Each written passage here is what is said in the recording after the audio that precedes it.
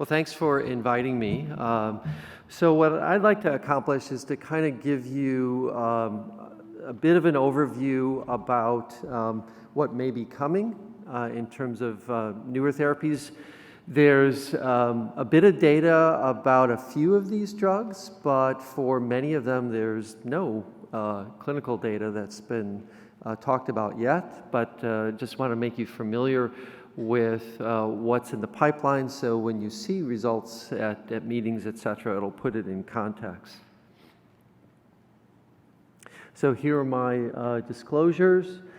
For these various companies, I've been involved as a clinical investigator and so have research funding and have at times served on advisory boards as well.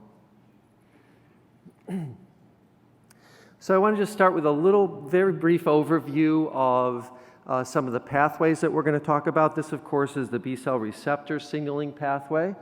So normally one gets antigenic engagement of the B-cell receptor, which is really immunoglobulin receptor. Then we get the downstream activation of Lyn and Syk kinases, which phosphorylate this portion of the B-cell receptor. And then Lyn, Syk, and BTK. BTK, of course, you've heard quite a bit about, will initiate further signaling pathways through NF-kappa B. We've heard about the importance of that in Rick's talk. And also feed into the PI3 kinase pathway here. This is the delta isoform. That in turn has a lot to do with the AKT pathway, a pathway which regulates a variety of cellular functions. Those are shown in a little more detail here. A number of signals that regulate proliferation, that regulate cell survival or apoptosis, and also signals that interact with other proteins in the membrane, some of our integrin receptors, proteins that have more to do with interaction with the microenvironment of the CLL cell. With BTK in particular, just like with PI3 kinase, there are numerous pathways that are important, and we know that, for example, by blocking the signaling through this pathway, it can block the downstream pathways and lead to restoration of apoptosis, so taking away that pro-survival signal that CLL cells have. There's also interaction here with the other receptors that are involved with interactions with nurse-like cells in the microenvironment, the so-called chemokine receptors. So they'll reduce the lymphadenopathy that we see, as we mentioned previously, that release of the lymphocyte, the malignant lymphocyte, from a protected space because of this effect. And the drug also will have an impact on cytokine secretion, blocking the release or the interaction of the cytokines as well as a tumor necrosis factor. And that accounts for the dramatic reduction in disease-related symptoms, the constitutional symptoms that you see in many patients with CLL. With drugs like ibrutinib or idelalisib, you often see a very prompt resolution of those symptoms. As I mentioned, the microenvironment is quite important, both in PI3 kinase inhibition of the malignant B cell and in BTK inhibition of this B cell through the cytokines and through these chemokine receptors interacting with the stromal cells, including the nurse-like cells and the T cells in the microenvironment. And in total, it leads to a lot of the clinical manifestations that we see. As I mentioned, the decrease in the constitutional symptoms, the resolution of the adenopathy, the lymphocytosis that we see, and also, of course, eventually the senescence of the malignant B cell through restoration of apoptosis, and diminution of the proliferative signal that we see in these tumors. So why do we need new drugs? We've got ibrutinib, we have idelalisib, aren't we going to add ibrutinib to the water supply for everyone just as a preventive measure? We know with ibrutinib at least, with BTK inhibition, we do have some side effects. Certainly, many of our patients bruise quite easily or have other bleeding complications. Atrial fibrillation is a very interesting observation we've seen across the trials. Somewhere between 5 and 10% of patients may experience this. Now, usually these are individuals who've had a prior history of AFib, but still it can be quite a vexing problem. We know, for example, that a BTK is a member of a TEC family of kinases, and that may be the reason why we see this, because we have similar kinases in cardiac myocytes, so a question of selectivity perhaps, or lack thereof. More recently, we've noticed, I think, a very real signal in terms of more hypertension in patients, mechanism still not known, and finally, arthralgias and myalgias are complaints our patients will sometimes have, particularly when we're starting therapy. So, in general, a very well-tolerated drug. I'll have more to say about that tomorrow when we talk about long-term follow-up of our studies with ibrutinib, but we still have individual problems in individual patients that we have to deal with, and perhaps there's an opportunity here for similar targeted therapy, BTK inhibitor, that doesn't have these sorts of side effects.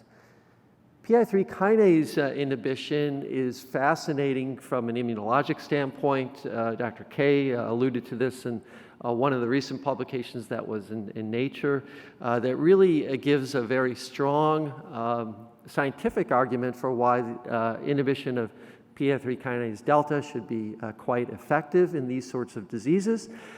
But unfortunately, in clinical use, we've seen some problems. Not problems in terms of efficacy, but problems in terms of side effects.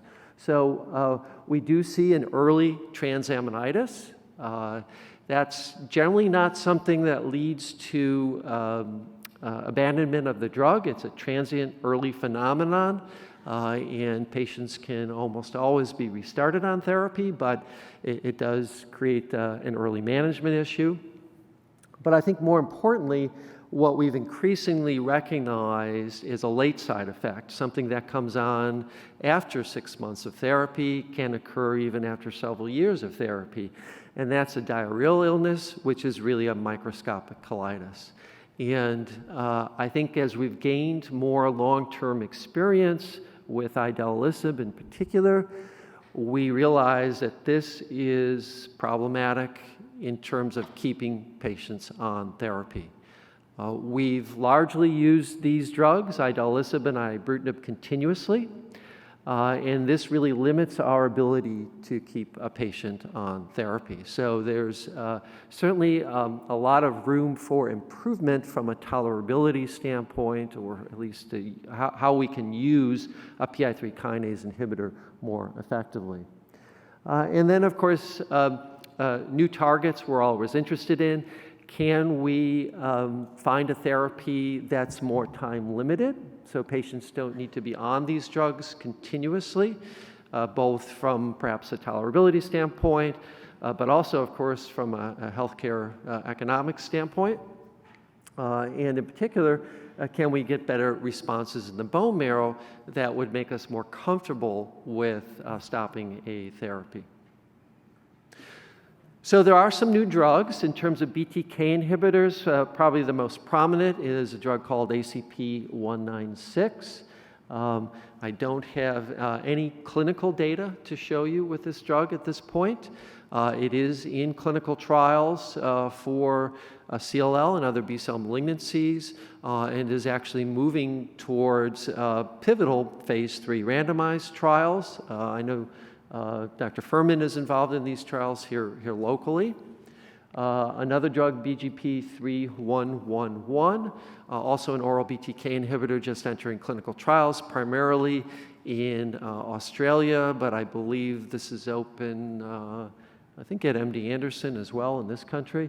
A drug called ONO-4059, We got the first early preclinical data on this drug several years ago at ASH and haven't heard any more about it. It was recently purchased by Gilead. Gilead, of course, makes idelalisib, so we'll see how they move it forward in development. Now, there's a variety of PI3 kinase inhibitors. Duvelisib, or the IPI compound, is actually a dual gamma delta inhibitor, and we do have some limited data on that I'll show you.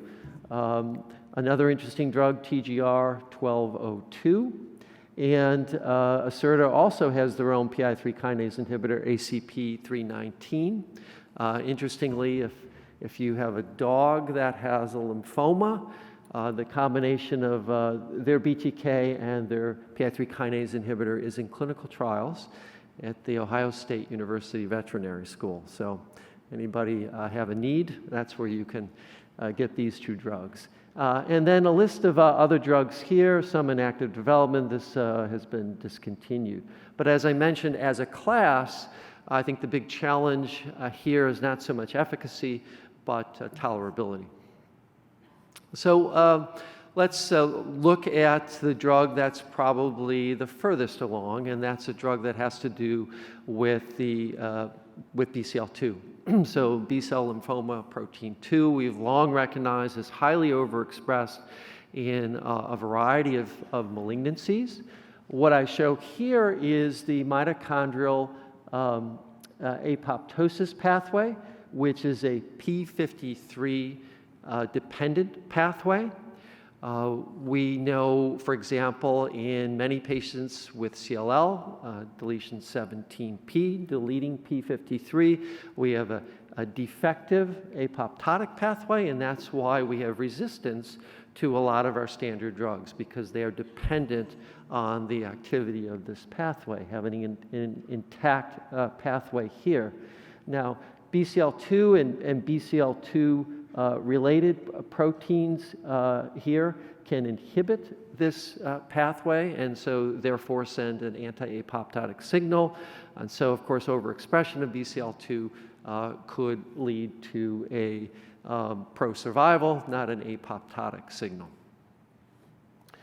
Here's a little more detail of how BCL2 regulates mitochondrial apoptosis under heavy cellular stress signals. For example, we have proteins that are pro-apoptotic, shown in blue here, and we have our BH pro-apoptotic proteins shown in red here, and then we have multiple anti-apoptotic proteins shown in yellow, including BCL2. So normally, under heavy cell stress, we have a signal that inhibits these anti-apoptotic proteins by a variety of mechanisms, allowing the pro-apoptotic proteins like BAX and BAC to pierce the mitochondrial membrane, leading to cellular death. So that's our normal stress response, for example. Under weaker stress, that signal may be tipped in the other direction, and so you have cellular survival instead of a normal cell death. You really have a sequestration by a variety of mechanisms of these pro-apoptotic proteins. So the rationale for targeting BCL2 is that if you have overexpression of BCL2 or related proteins here shown in yellow, you really tip the balance in favor of a cell survival instead of cell death. And if one can bind these proteins and displace them, for example, then you can tip this teeter-totter in favor of apoptosis, in favor of cell death. So this is a diagram mechanistically showing how this occurs with one such inhibitor. This is ABT263, I believe, a drug that was in clinical development but subsequently discontinued due to side effect profile. But the concept here is of a BCL2 inhibitor really allowing the restoration of a normal apoptotic signal. So after that experience, another drug was developed that removed some of the side effects, such as thrombocytopenia seen with these earlier drugs. This is ABT-199. We know, as I mentioned, that high BCL2 expression enables the evasion of apoptosis, and it really contributes to resistance to a lot of our drugs.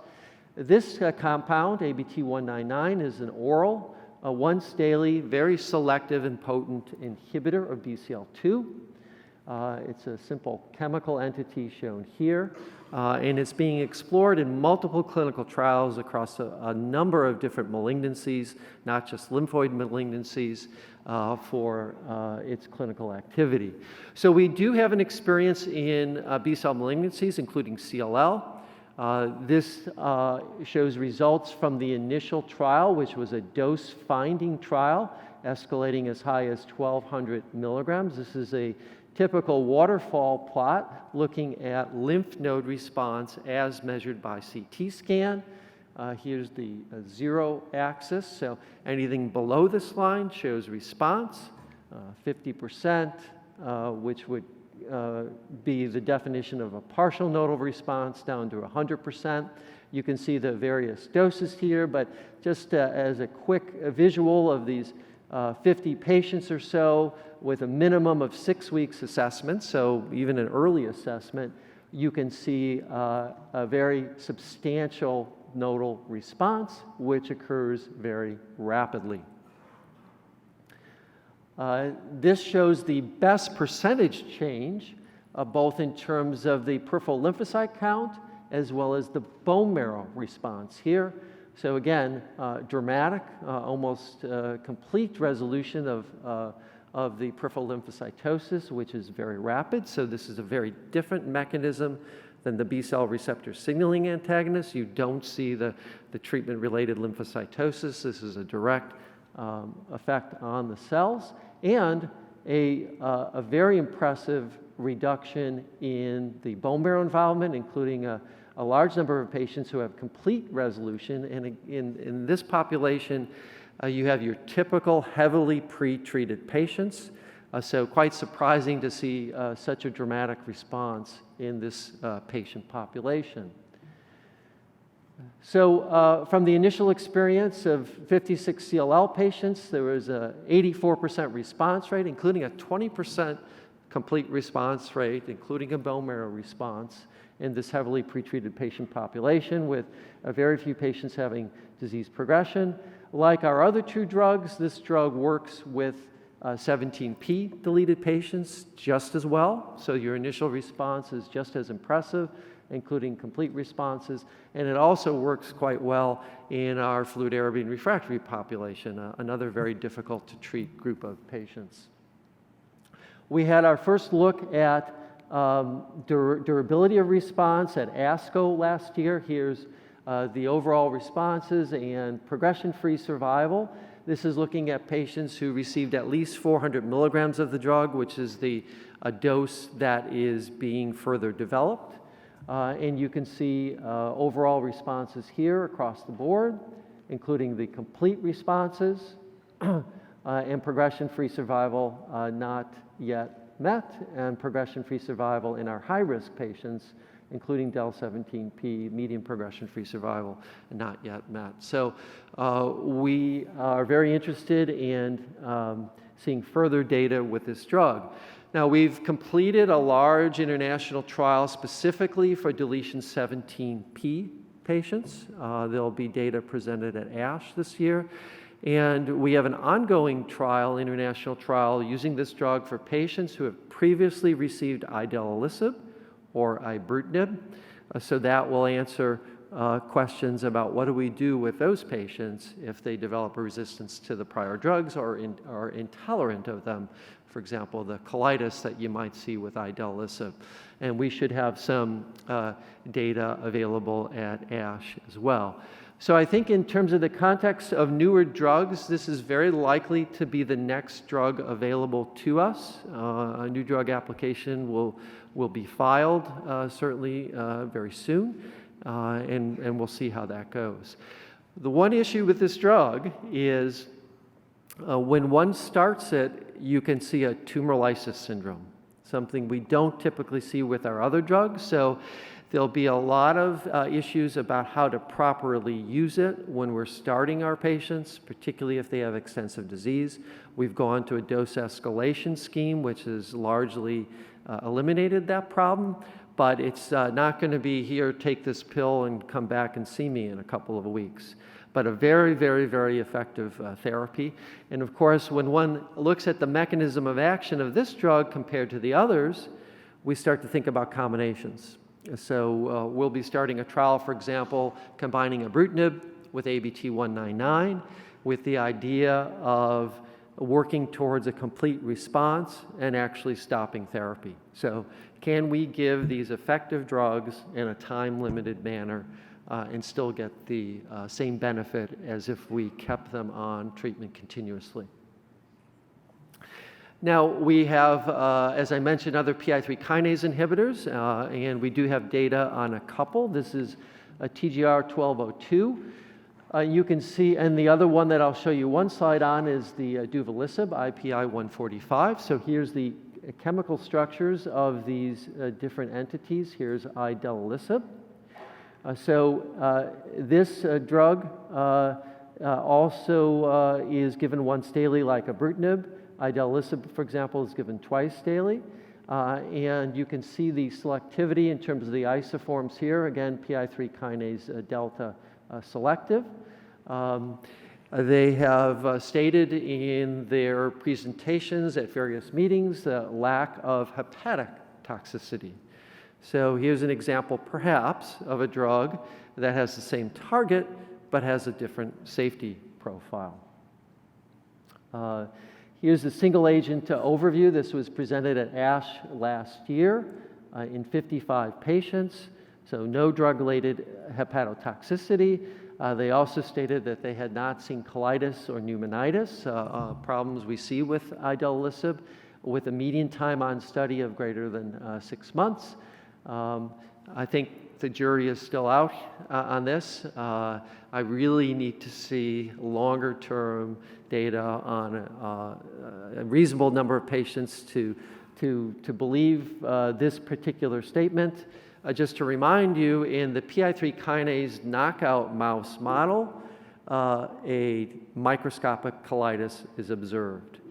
So it seems to be an on-target effect. It's hard to believe that a different PI3 kinase inhibitor wouldn't cause that problem, but it's certainly an intriguing observation.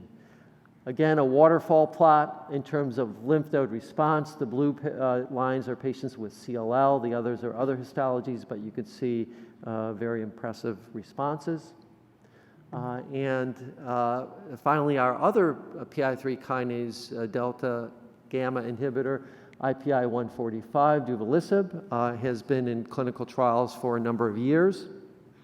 We had some data at ASH last year in a small group of patients who were previously treated with ibrutinib, showing activity. And in terms of a larger group, dating back to the initial trials in relapsed refractory CLL, there was an update at ASH. This drug, like idelalisib, does cause the transaminitis early on, and it likely causes colitis also. So at least at this point, it's hard to know how this differentiates from idelalisib. It is continuing development as a phase 3 randomized trial of duvelisib versus ofatumumab in relapsed refractory CLL, so we await the results of that trial. And I'll finish up just with 2 slides, more speculative perhaps in terms of other targets. So this is an interesting publication from last year. It's a preclinical study in vitro, and this actually dealt with multiple myeloma cell lines, not specifically CLL, but one wonders whether it could be relevant to CLL because of the pathways involved. So here's the NF-kappa B pathway that we've talked about, and of course you've heard a lot about myeloma yesterday and the proteasome inhibitors, et cetera, and they act via that pathway. There's another pathway, the MAP3 kinase pathway. that regulates apoptosis. And normally, this protein, GAD45 beta, complexes with another protein, MKK47, which sends an inhibitory signal. So it inhibits normal apoptosis, something that we see in the malignant cell. So investigators in the UK postulated that if they could interrupt this signal, because interrupting NF-kappa B could lead to a lot of unwanted problems, because this pathway is involved in a lot of normal cellular processes. So they developed a tetrapeptide against this particular protein, DTP3, which really interrupts this association here, and therefore it removes the inhibitory signal that we see in the malignant cell, and therefore it restores apoptosis. So at least in a preclinical model, it was a very dramatic effect on the myeloma cell lines, and because of where it's acting, one would postulate that it may avoid the side effects that you would anticipate if you used a more generalized inhibitor of this pathway. So a company was spun off, and apparently trials are planned in myeloma, but I think it would be very intriguing to look at this in CLL as well. And finally, you're all familiar with IMiDs, and heard a lot about those yesterday. Of course, lenalidomide in particular has been explored in CLL. And we know that those drugs, lenalidomide and thalidomide, work via the cereblon pathway, and inhibiting cereblon. Celgene has a new compound they call I think they call it a multiple pathway inhibitor, CC122, which also works via the cereblon pathway, inhibiting it, leading to downstream effects that, at least in preclinical models, for example, of diffuse large B-cell lymphoma, leads to dramatic cell death, and it's independent of the subtype of lymphoma, ABC or germinal B center type. You'll hear a lot about that tomorrow. But again, an intriguing pathway, an intriguing target that may be more broadly applicable to B-cell malignancies, including CLL. So just a quick run through, hopefully giving you an idea of what may be out there. Again, to emphasize, we don't have a lot of clinical data yet, with the exception of the ABT199 compound, so keep your eye out for that, particularly at ASH this year. And then I think we're very interested to see if other BTK inhibitors will have a different side effect profile. And I think with the PI3 kinase inhibitors, the side effect profile is going to be particularly important if other drugs are going to make their way to the clinic.